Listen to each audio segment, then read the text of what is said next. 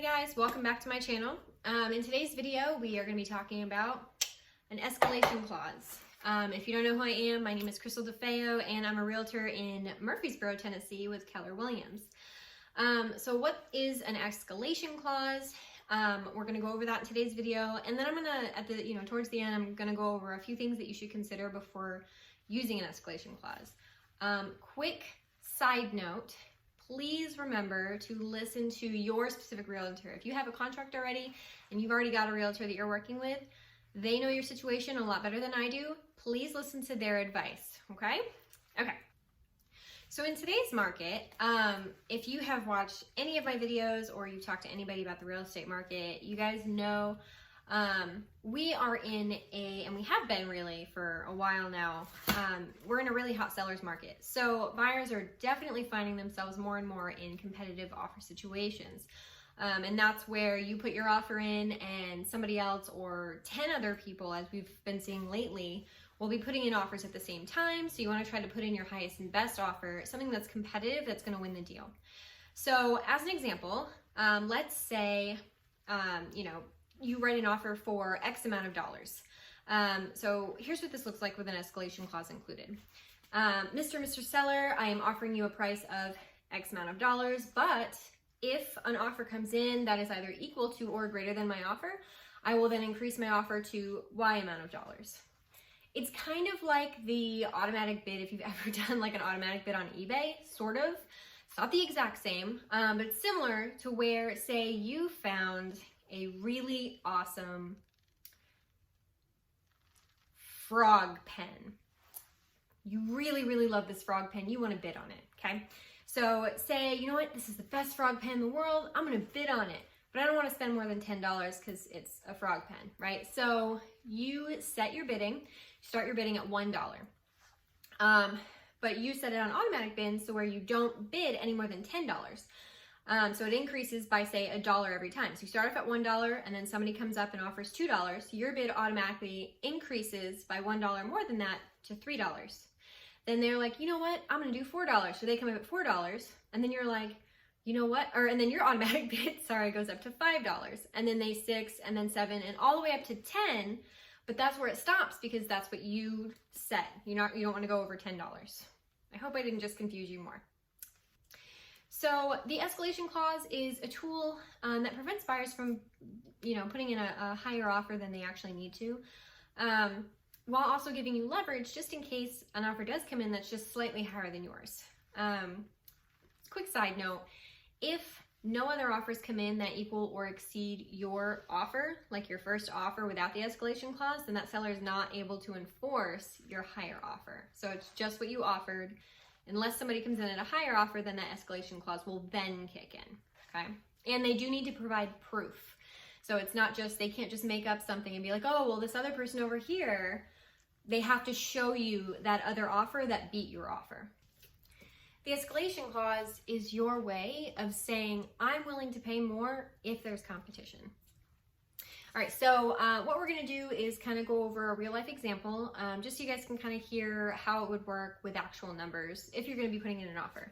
So let's say buyer A, here, hold on, let me get my marker. All right, let's say that buyer A comes in with an offer at $350,000, okay? With an escalation clause, that would increase to $360,000 at $1,000 at a time, okay? So buyer A, $350,000 will go up $1,000 at a time, or $1,000 over a bigger offer up to $360,000. Now, buyer B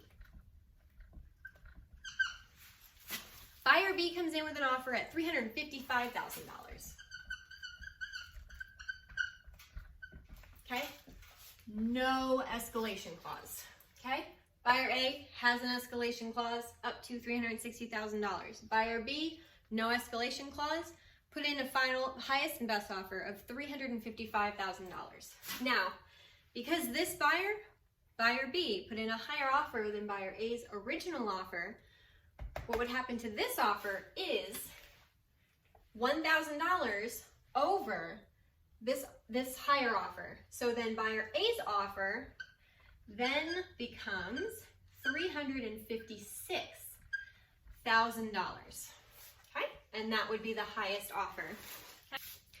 Okay, so then the question becomes, will the seller take seller A or buyer A's offer with the escalation clause, or are they going to decide to go with buyer B? So the answer is it depends. So every seller is different, every situation is different. If the seller is solely focused on getting the highest and best price, an escalation clause could be really good to use. Sometimes the seller could think along the lines of, you know what, buyer B really wants the house. They put in their highest and best offer. They've shown commitment. They really want this house. Buyer A kind of was, let's see what we can get kind of situation. So they may go with buyer B. Your real estate agent is going to talk with the seller's agent to kind of figure out what would be better to make your offer more attractive. All right, so real quick before we end, let's recap a couple of things to consider before you think about using an escalation clause, okay? So one, keep it in your back pocket as a tool to use in a competitive scenario, okay? Number two, determine whether or not you are going to use it based on the situation and talking to your realtor, okay? Three, really, consider what your, highest and best offer truly is and think about putting that in first, okay? Thank you so much for watching this video. I hope that you guys learned something. If you have any questions for me, just drop them in the comments or you can shoot me a message. If you have any questions about the buying or selling process, you have any questions about real estate, a video that you want to see, let me know. If I don't know the answer, I will do a huge amount of research and then I will get back to you. Or if I still can't figure it out for some reason, I will interview somebody on video who knows, and then you guys get to see somebody else. I do have a list that you guys can have. I've got it linked, I think, in one of my older videos. If you can't find it, shoot me a message and I can send it to you to your email. It's just how to make your offer stand out as a buyer. But yeah, that's it. Like I said, I hope you guys learned something. I hope you enjoyed it, and I hope that I didn't confuse you even more. I hope that you all have a wonderful rest of the night. Bye.